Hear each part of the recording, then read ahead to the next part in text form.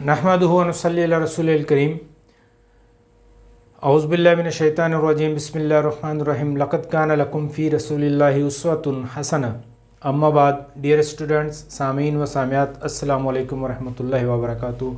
आज का हमारा मौजू अरकान इस्लाम में हज, जो रुकन इस्लाम है, हज के बारे में हम चंद बातें जो है वो करेंगे कि हज बैतुल्लाह, हज का मतलब क्या है? सफ़र करना, यानी बैतुल्लाह, बैत मतलब घर, यानी अल्लाह के घर की तरफ सफ़र करने को हज कहा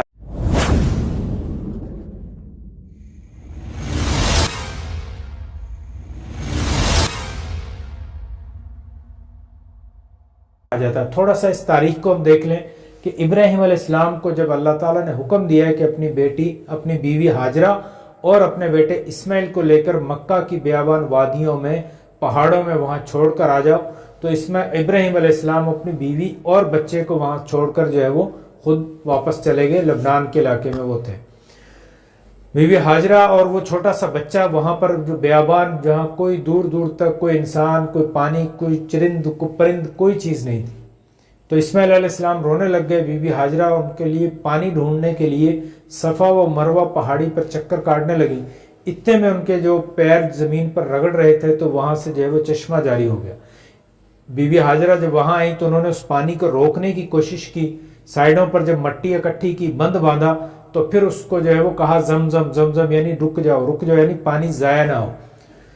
तो फिर उस कुएं का नाम आज तक जो है वो जमजम के नाम से मशहूर है। आबे जमजम, यानी जमजम का पानी आपने सुना होगा कि बड़ा मुतबर्रिक है। वहाँ से हाजी हजरात लेकर आते हैं, वहाँ वो खुद भी पीते हैं और यहाँ फिर अपने अजीज़ व अकारब को जो है वो पानी भी पिलाते हैं। इसी तरह से इब्राहीम अलैहिस्सलाम जब गाहे बगाहे अपने बीवी बच्चे से मिलने के लिए आते रहते, तो जब उनके बेटे इस्माइल अलैहिस्सलाम 7-8 साल के, 10 साल के हुए, तो इब्राहीम अलैहिस्सलाम ने एक ख्वाब देखा कि मैंने अपने बेटे यानी इस्माइल अलैहिस्सलाम को जो है वो ज़िबा किया। तो इब्राहीम अलैहिस्सलाम ने वो ख्वाब अपने बेटे इस्माइल को बताया। इस्माइल ने कहा कि अब्बा, आपका ये ख्वाब जो है वो सच्चा है, आप अपने ख्वाब को पूरा करें। तो इब्राहीम अलैहिस्सलाम अपने बेटे को लेकर चल दिए, यानी अपने बेटे इस्माइल को, जो 86 साल की उम्र में यानी बुढ़ापे में उनको दिया गया था, तब भी जो है वो उन बेटे को अल्लाह की राह में कुर्बान करने के लिए लेकर चल दिए। तो रास्ते में शैतान ने जो है वो उनको रोका। एक दफ़ा रोका, उन्होंने शैतान को धत्कार दिया, फिर दूसरी दफ़ा रोका, थोड़ा आगे गए तो फिर तीसरी दफ़ा रोका, और फिर आखिर जो है इब्राहीम अलैहिस्सलाम कुर्बानगाह पहुँच गए। वहाँ जाकर उन्होंने अपने बेटे को उनकी गर्दन पर छुरी रखकर चलाना चाहिए, तो अल्लाह ताला ने कहा कि कद सदक़ता, कि इब्राहिम तुमने अपने ख्वाब को सच्चा कर दिखाया। और फिर अल्लाह ताला ने वहाँ पर मेंढा जो है वो, यानी दुम्बे को वहाँ भेजा, और फिर इब्राहीम अलैहिस्सलाम ने उस दुम्बे की वहाँ पर कुर्बानी की। इस तरह से फिर इब्राहीम अलैहिस्सलाम को जो है वो उनकी कुर्बानी नहीं हुई। तो ये वाक़यात, और फिर जो है वो कुछ अरसे के बाद इब्राहीम अलैहिस्सलाम वापस आए और अपने बेटे इस्माइल को साथ लेकर उन्होंने जहाँ उन्हें छोड़ा था वहीं पर एक अल्लाह का घर तामीर किया, जिसे आज हम बैतुल्लाह कहते हैं। वो इमारत जो कि हरमैन में, मक्का में जो बनी हुई है, चौकोर बिल्डिंग जिस पर ब्लैक कलर का कपड़ा चढ़ा होता है, उसे बैतुल्लाह कहा जाता है। मस्जिद हरमैन शरीफैन जो है उसमें जो वो बैतुल्लाह जिसके गिर्द तवाफ किया जाता है, लोग घूमते हैं एंटी क्लॉकवाइज, उसको जो है वो बैतुल्लाह कहा जाता है। तो उसकी तामीर की, उस वक्त से लेकर इब्राहीम अलैहिस्सलाम और इस्माइल अलैहिस्सलाम के वक्त से लेकर आज तक जो है ये तकरीबन जो है वो, कुछ लोग कहते हैं 4000 साल, या कुछ लोग कहते हैं इससे ज़्यादा वक्त हो चुका है। तो आज तक जो है वो उस बैतुल्लाह का तवाफ जो है वो मुसलसल जारी है। लोग दूर दूर से सफ़र करने के लिए वहाँ पर पहुँचते हैं। उस सफ़र करने को, बैतुल्लाह के घर की तरफ जाने के सफ़र को अरबी में हज कहा जाता है। तो ये उस वक्त भी जारी था। उसके बाद फिर जो अबू जहल का, जो अरब का जो ज़माना था, जिसको हमारे यहाँ हम मुशरिकीन का दौर कहते हैं, जाहिलियत का दौर कहते हैं, यानी नबी सल्लल्लाहु अलैहि वसल्लम से पहले का जो दौर था, उस वक्त भी बैतुल्लाह का तवाफ, बैतुल्लाह की इबादत जो है वो चल रही थी और चलती रही थी। उस वक्त भी वो लोग जो है वो हज और उम्रा करते थे, लेकिन उस वक्त उसे वो एक तो मुकम्मल हज जिसे कहा जाता है, और उम्रा यानी उम्रे में जो है वो कुछ मनासिक जो है वो कम हो जाते हैं, तो इसलिए उम्रा को जो है वो लोग कहते थे हज असगर, यानी छोटा हज। اور حج اکبر جو کہ ذوالحجہ کے مہینے میں 8 تاریخ سے لے کر 10 تاریخ تک جو حج ہوتا ہے اسے وہ حج اکبر کہتے تھے. اور عمرہ جو ہے یعنی کسی بھی وقت جائیں، احرام باندھیں، طواف کریں اور صفا مروہ کی سعی کریں تو آپ کا جو ہے وہ عمرہ ہو جائے گا، جسے جو وہ حج اصغر کہتے تھے اب جو ہے وہ ہم اسے عمرہ کہتے ہیں، یعنی چھوٹا حج. اور بڑا حج یعنی جو کہ 8 ذوالحج سے لے کے 10 ذوالحجہ تک جو کیا جاتا ہے اسے حج اکبر کہا جاتا ہے. اس پر میری ایک اور ویڈیو لیکچر موجود ہے، میں اس کا لنک شیئر کروں گا کہ حج اکبر کسے کہا جاتا ہے، اس میں ڈیٹیل سے میں نے اس پر بات کی ہے، تو اس کو ضرور دیکھیے گا. کہ ہمارے ہاں عام طور پر اب جو ہے وہ لوگوں میں یہ مشہور ہے کہ جمعے کے دن جو حج ہو تو اسے حج اکبر کہا جاتا ہے، لیکن ایسا نہیں ہے. یعنی جو پورا حج ہوتا ہے اس کو حج اکبر کہتے ہیں، چاہے وہ کسی بھی دن ہو. یعنی یوم عرفہ اگر کسی بھی دن، جمعے کے دن ہو، منگل کے دن ہو، پیر کے دن ہو، لیکن وہ حج اکبر ہی ہوگا. اور حج اصغر یعنی عمرہ یعنی کسی بھی وقت جو ہے وہ کیا جا سکتا ہے. تو دین اسلام میں حج کی بہت زیادہ اہمیت ہے. کیوں اہمیت ہے؟ کہ اس عبادت کے لیے اللہ تعالیٰ نے تمام عبادات کو تقریباً اس ایک عبادت میں اس کو جمع کر دی ہے. یعنی آپ دیکھیں کہ احرام باندھ کر جب ہم جاتے ہیں تو احرام کا مطلب کیا ہے کہ اس احرام باندھنے کے بعد بہت ساری حلال چیزیں جو ہیں وہ بھی جو ہے وہ انسان پر حرام ہو جاتی ہیں، اس لیے اس کو احرام کہا جاتا ہے.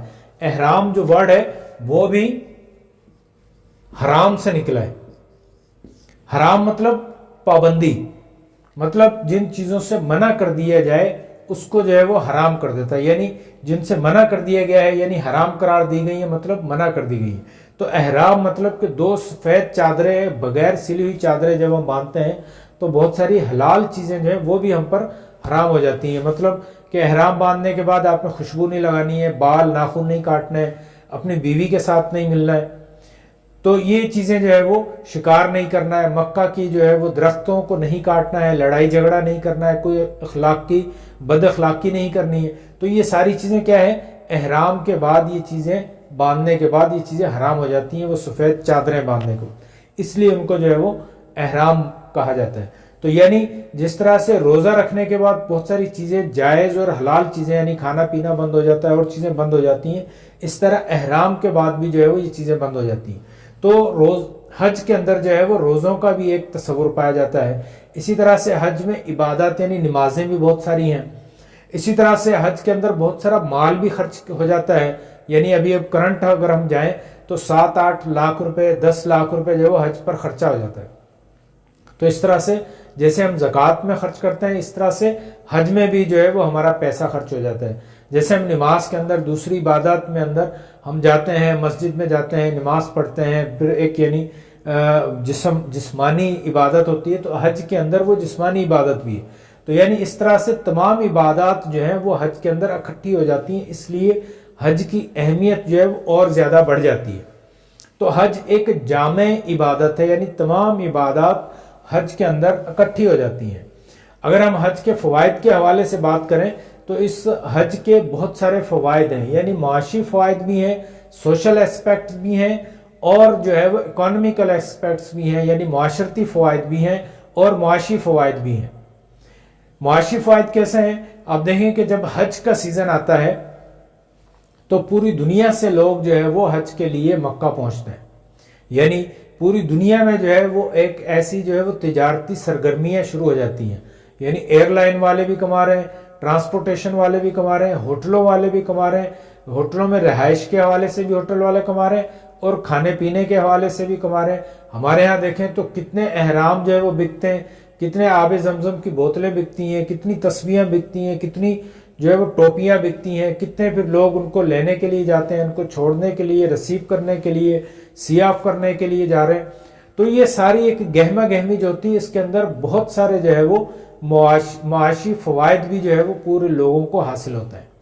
اسی طرح سے معاشرتی فوائد بھی ہیں کہ جب حج کے اندر لوگ جاتے ہیں تو پوری دنیا کے لوگ وہاں پر مکہ میں اکٹھے ہوتے ہیں. وہاں جا کر 4-5 دن 10 دن جو ہے وہ کم از کم وہ لوگ سارے ایک ساتھ رہتے ہیں. تو وہ ایک ساتھ جب لوگ رہتے ہیں تو مختلف جو ہے وہ لوگوں کے ثقافتیں، رسم و رواج، تہذیب، مختلف سیاسی حالات، مختلف واقعات، وہ سارے لوگ جو ہے وہ ایک دوسرے کو دیکھتے ہیں، وہاں کے تجربات حاصل کرتے ہیں، ان لوگوں کے ساتھ ان کے تعلقات جو ہیں وہ بنتے ہیں. تو یہ ساری چیزیں جو ہے وہ حج کے اندر یہ اکٹھی ہو جاتی ہیں. یعنی جب حج کرنے کے لیے ہم جاتے ہیں تو ایک جو ہے وہ پورا سوشو اکانومک سسٹم جو ہے وہ ایکٹیو ہو جاتا ہے. پوری دنیا میں دیکھیں کہ 30-40 لاکھ لوگ جو ہیں وہ حج کے لیے وہاں پر مکہ میں بیک وقت پہنچتے ہیں, اور عمرے کے لیے روزانہ جو ہے وہ لاکھوں لوگ وہاں پر آ رہے ہوتے ہیں, جا رہے ہوتے ہیں. تو یہ بہت بڑی ایک اکانومیکلی جو ایک سرکل جو ہے وہ گھومتا ہے, جس سے سعودی گورنمنٹ بھی کماتی ہے اور دوسرے لوگ بھی کماتے ہیں. یہ تو الحمدللہ کہ سعودی گورنمنٹ نے وہاں پر بہت ساری چیزیں فری کی ہوئی ہیں کہ صرف ویزا فیس ہوتی ہے, اس کے علاوہ باقی ایکسپینسز جو ہیں وہ ہمارے اپنے ہوتے ہیں, اور جو ہے وہ لوگ خود اپنے طور پر وہ خرچ کر رہے ہوتے ہیں یا کما رہے ہوتے ہیں. تو اگر گورنمنٹ نے اس پر کوئی فیس اور لگا دیں یا کسی اور طرح سے کمانا شروع کر دیں تو وہ بھی کر سکتے ہیں, لیکن الحمدللہ ایسا کچھ وہ انہوں نے نہیں کیا. لیکن جیسے ہمارے ہاں دیکھیں تو کسی دربار پہ مزار پہ چلے جائیں تو وہاں پر جوتی رکھنے کے بھی پیسے دینے پڑتے ہیں, پارکنگ کے پیسے دینے پڑتے ہیں, وہاں پر کوئی چیز خریدیں تو اس کے پیسے الگ دینے پڑتے ہیں, وہاں پر جو دھکے کھانے پڑتے ہیں وہ الگ ہوتے ہیں. آپ کہیں پر شاپنگ سینٹر میں بھی چلے جائیں تو باہر پارکنگ کی فیس آپ کو الگ دینی پڑتی ہے, جبکہ وہاں پر آپ سعودیہ میں حرمین میں چلے جائیں تو وہاں آب زمزم فری مل جاتا ہے, وہاں ایون کے ڈسپوزیبل گلاس بھی فری ہوتے ہیں, کوئی چپل کے پیسے نہیں, کوئی پارکنگ کے پیسے نہیں. تو اس طرح سے یہ بہت ساری چیزیں وہ گورنمنٹ اس کو فیسیلیٹیٹ بھی کر رہی ہے. لیکن ان سب کے باوجود جو ہے وہ بہت ساری معاشی سرگرمیاں ہوتی ہیں جس کی وجہ سے لوگ بہت زیادہ, اور گورنمنٹس بھی جو ہے وہ اس حوالے سے ٹیکسز کی صورت میں جو ہے وہ گورنمنٹس بھی کماتی ہیں. ہمارے نیٹو جو گورنمنٹ ہوتی ہے وہ بھی کماتی ہیں, اور وہاں کی گورنمنٹ جو ہے وہ بھی کما رہی ہوتی ہے. تو اس حج کے جو ہے وہ بہت سارے معاشی فوائد بھی ہوتے ہیں. تو اس ضمن میں کچھ جو ہمارے سیلیبس میں جو آیات ہیں اور احادیث ہیں, آئیے کچھ ان کے بارے میں بھی دیکھیں کہ سورہ آل عمران میں اللہ تعالیٰ فرماتے ہیں آیت نمبر 97 میں, وَلِلَّهِ عَلَى النَّاسِ حِجُّ الْبَيْتِ مَنِ اسْتَطَاعَ إِلَيْهِ سَبِيلًا وَمَنْ كَفَرَ فَإِنَّ اللَّهَ غَنِيٌّ عَنِ الْعَالَمِينَ. اللہ تعالیٰ فرماتے ہیں کہ اللہ کے گھر کا, اللہ کے لیے, وَلِلَّهِ عَلَى النَّاسِ یعنی لوگوں پر یہ اللہ کا حق ہے کہ وہ حج بیت یعنی اللہ کے گھر کا جو ہے وہ سفر کریں, یعنی اس کا حج کریں. کس پر فرض ہے کہ من استطاع الیہ سبیلا, کہ جس کے پاس راستے کی استطاعت ہے. اب اس استطاعت کا مطلب کیا ہے؟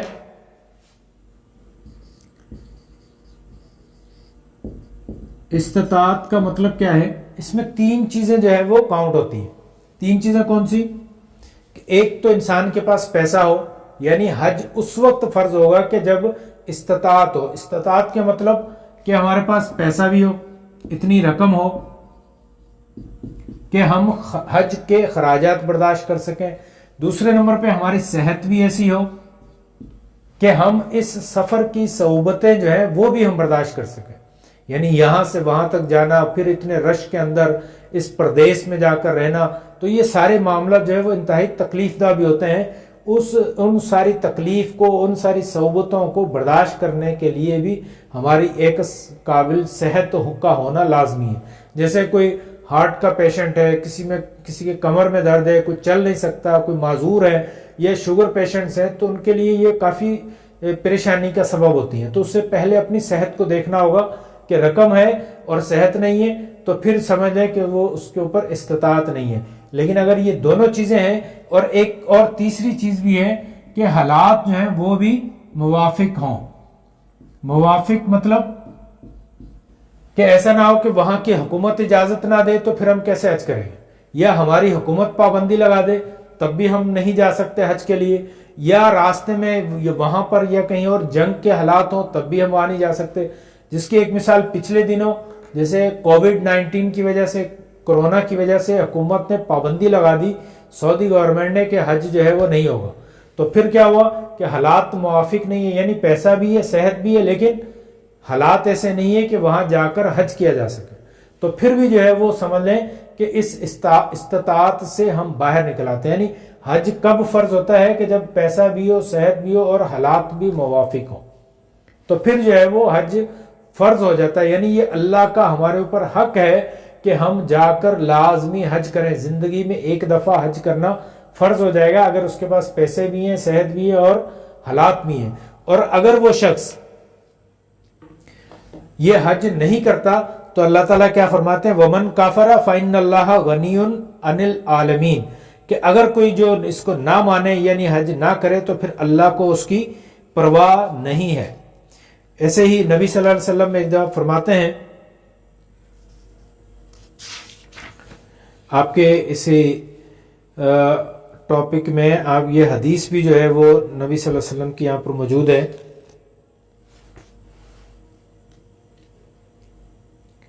نبی صلی اللہ علیہ وسلم فرماتے ہیں کہ جس شخص پر استطاعت ہو، یعنی کوئی ایسی ظاہری صورت نہ ہو کہ اس پہ جو ہے وہ کوئی پابندی نہ ہو، یعنی کہ حالات بھی موافق ہیں، صحت بھی، پیسہ بھی، اور پھر بھی وہ حج کرنے نہیں جاتا، تو نبی صلی اللہ علیہ وسلم فرماتے ہیں کہ پھر وہ اس کی مرضی ہے کہ وہ چاہے یہودی ہو کے مرے، نصرانی ہو کر مرے، ہمارا اس کے ساتھ جو ہے وہ کوئی تعلق نہیں ہے۔